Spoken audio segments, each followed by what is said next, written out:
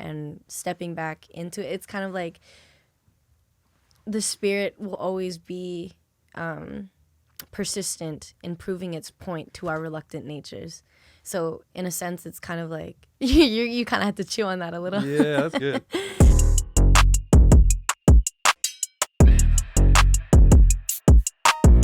First and foremost, I mean, like, what is this song about? To put it quite plainly, I initially found the beat on BeatStars, and it was made by this producer called Cyclop Beats.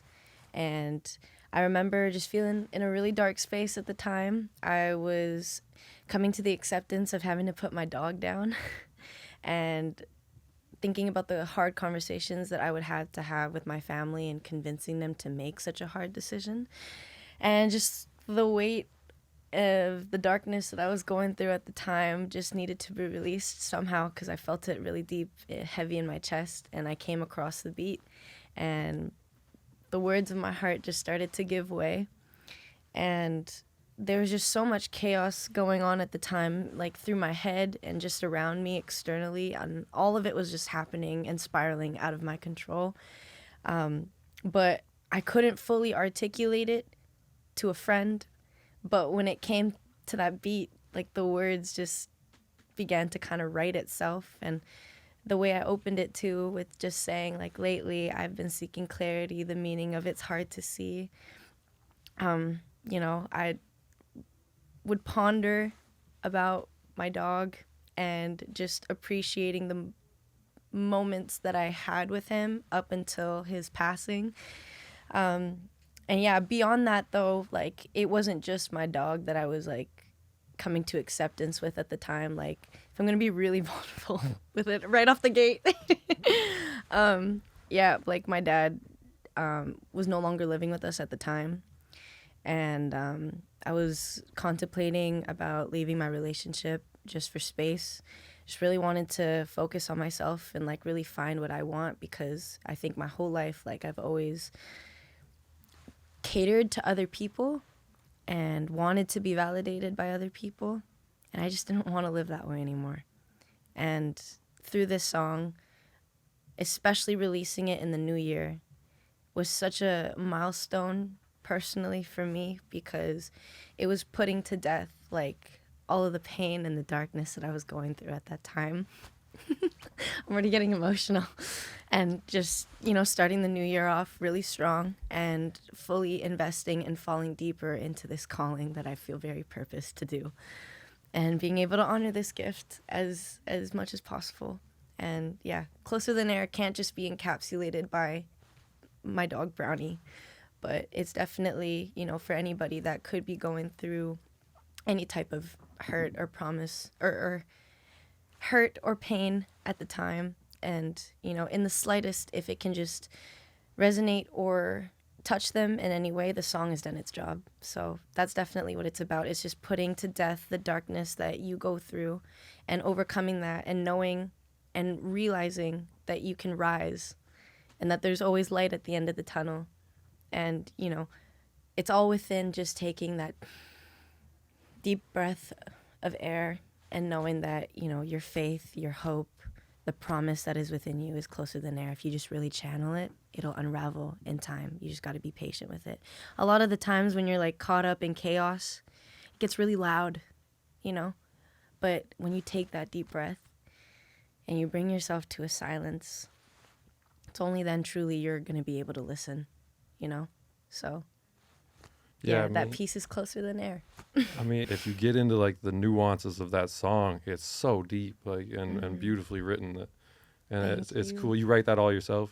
Yeah, I co-wrote it with KNWMRE. He was like also the engineer that helped me track it. Yeah, I did a little bit of research on KNWMRE. What a beauty, yeah? He's dope, hey? Shout out to KNWMRE. Shout out to KNWMRE. I heard from Castillo, like, right before we were coming to do this, that he might be popping by, so I did my research on him as well. And yeah, just incredible work from the team. That's really dope. Yeah, I'm really glad I met him along the way. But yes. Well, yeah. So who is all involved in putting the song together? It's you, Kenny. Is there anyone else? Cyclops, but I haven't even met him. Yeah, I love that. Yeah, but Like, I just- tapped in with him through like Instagram. Well, the cool thing about the internet, it's like just somebody you've never met before Yeah. can create something that can get that beautiful performance out of you and that writing and inspire you in that way. God bless the internet for yeah. 100%. So, just kind of like going back on your history of all this, like you sort of started singing in church and stuff, yeah? Yeah. Yeah. So tell me a bit about that,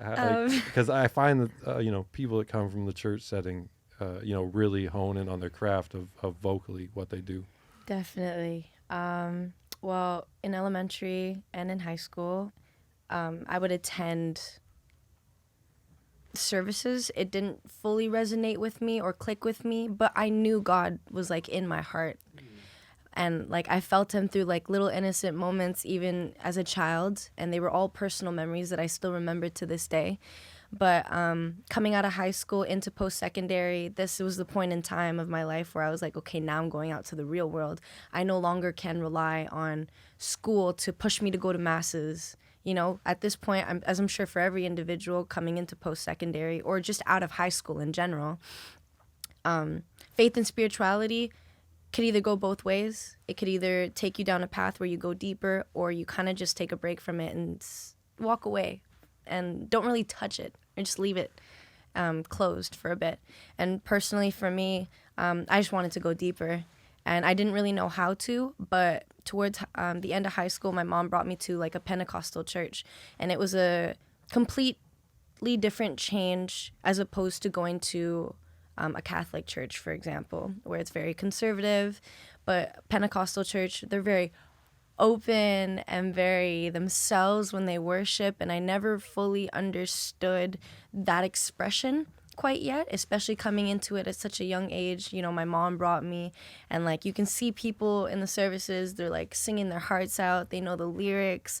You can actually see the spiritual connection that these people have with the source, and they're lifting their arms, and I never fully understood that.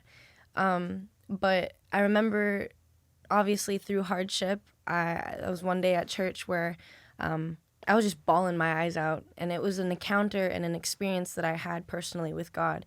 And that's usually like what it was for me, and what it is usually with spirituality. Like a lot of people don't really understand until you have that experience, where you're actually going through something and you can actually feel the weight of love just fall on your chest and completely transform and flip the perspective of the trial that you're going through. Because instead of dwelling in that hardship, you choose faith, you choose hope, you choose to see the light in things, and it's what helps you get through. It helps you focus away from those vices and distractions, though those are all totally valid. To kind of answer your question in resolve, I did grow up in church, very heavily involved with the worship team, and through the communities and the people that I have met, they have fostered me and watered me to fully help me find my voice and help me step into confidence and into power, and realize that if I can lead people in worship through these songs, what more can I do with my music, with my voice?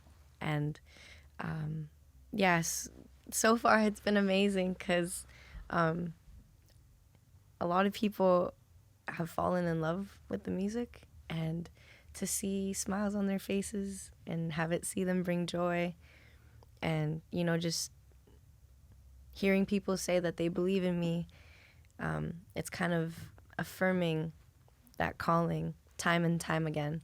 And so I don't want to stop. I'm going to keep going, and I'm always going to remember my roots and where I came from.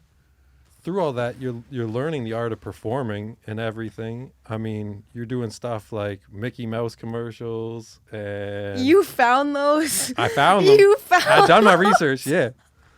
No way. So how do you get on these Mickey Mouse commercials and all that? Well, my mom was quite the momager growing up, And she would put me through singing competitions, modeling competitions, Oh, I love acting Mom, classes. yeah? I know. Shout out, Mom. Yeah. And yeah, that was basically like my child. She would even put me in pageants.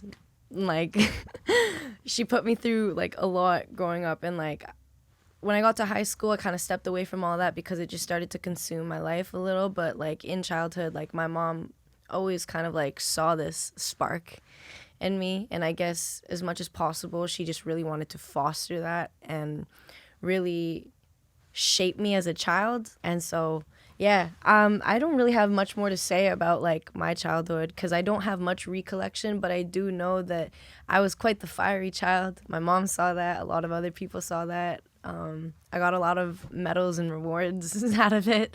But yeah, I guess in a sense it does play a huge factor into what I'm doing now.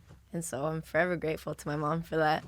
Yeah. Yeah. And I mean, all this leads up to you do a release of this song and perform it here at Palm Street. And I wasn't able to be there. I actually had COVID at the time, or else I would have been there, you know, supporting myself. But I've heard so many good things about this performance, but it all kind of leads to that. How was the performance at Palm Street for you? It was insane. Like, I got here at around like 2, or no, I was late.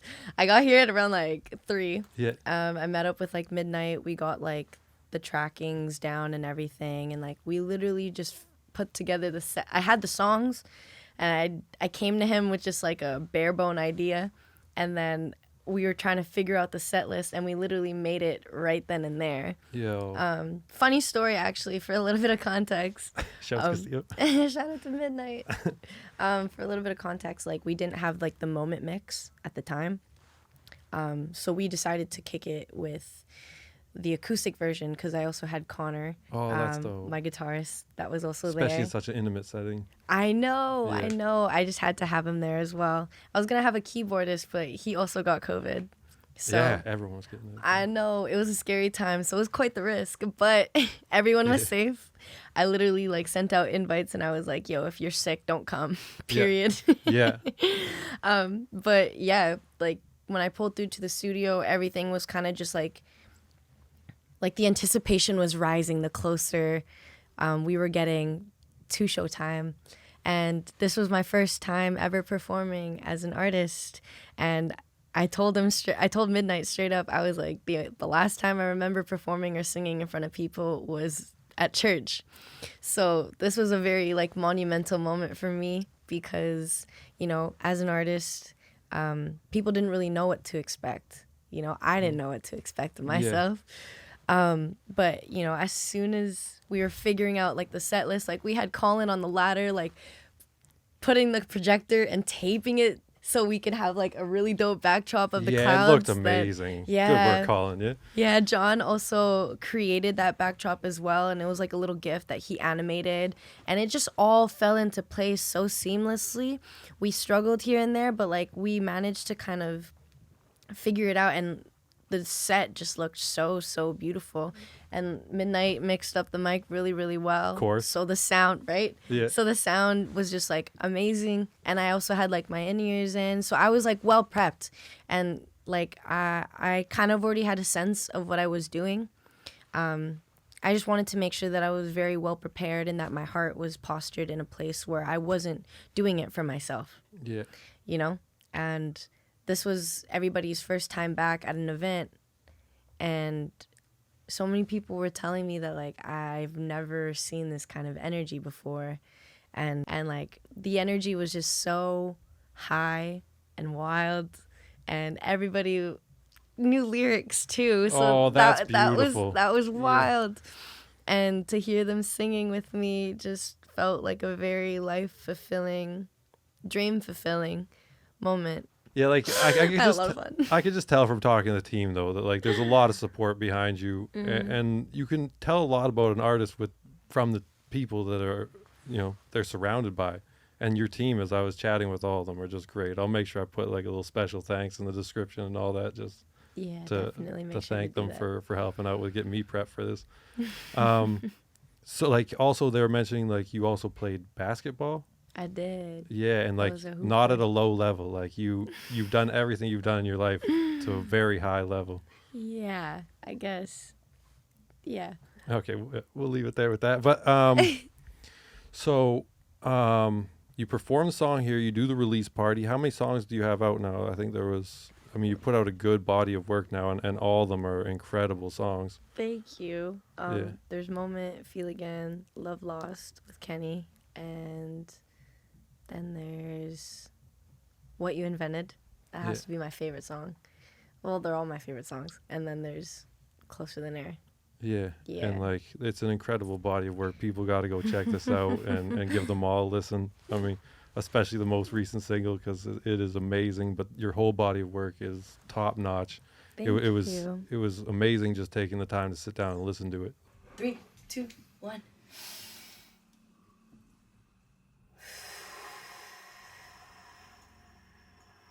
Fresh take.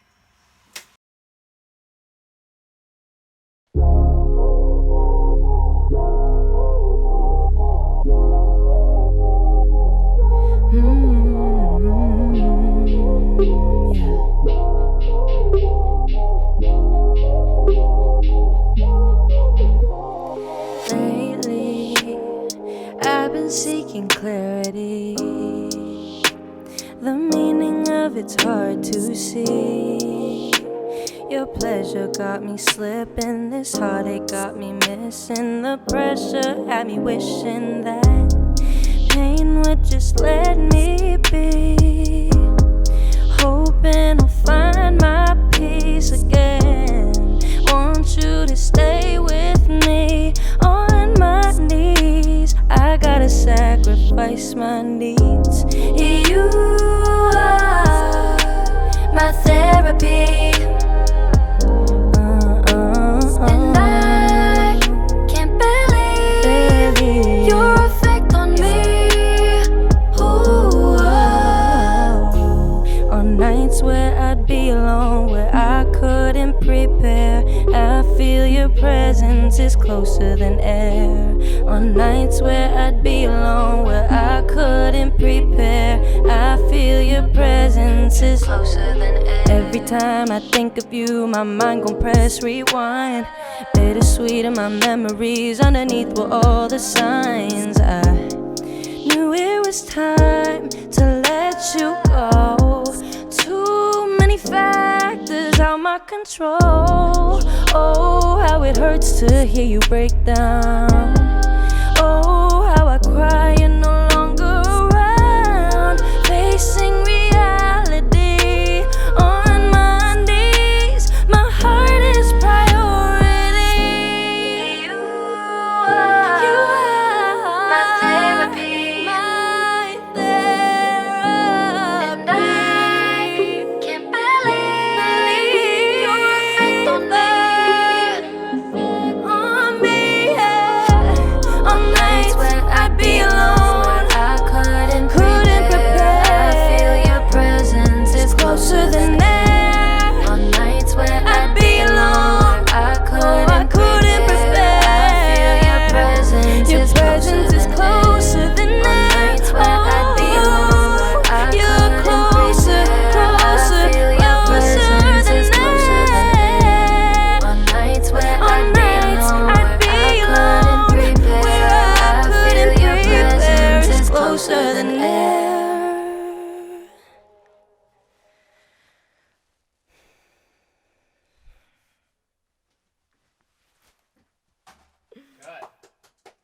That was that one. That was that one.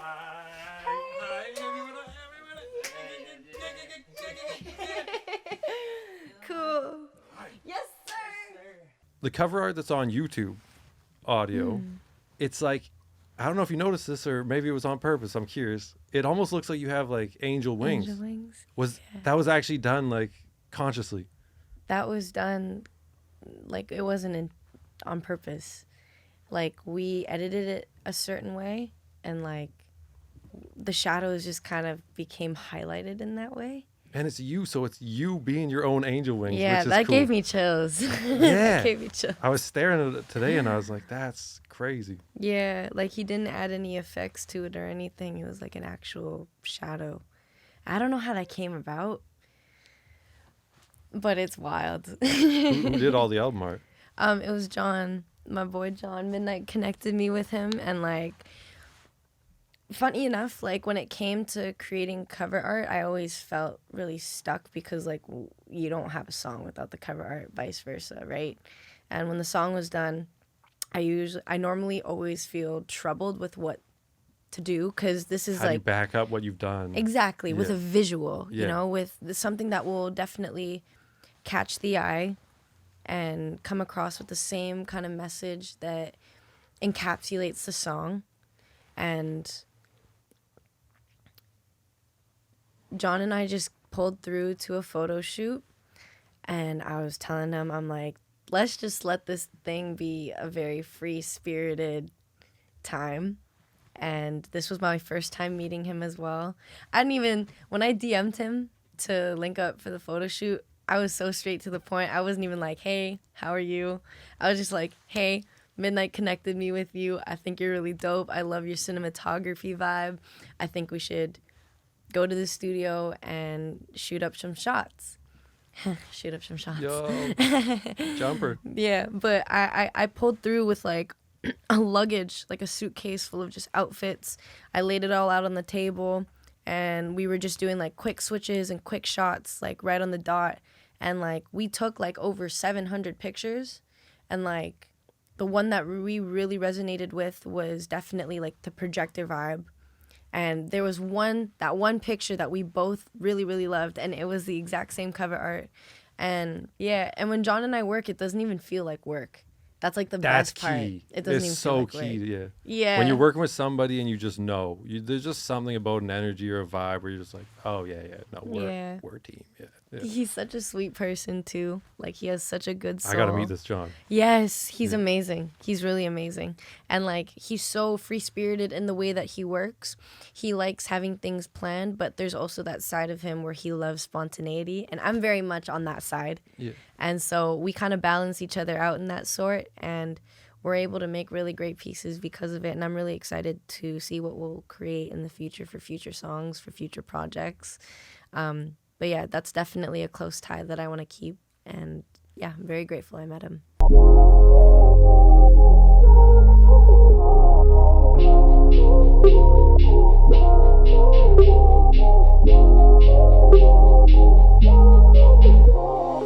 Lately, I've been seeking clarity.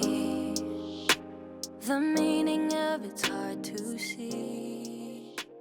Your pleasure got me slipping.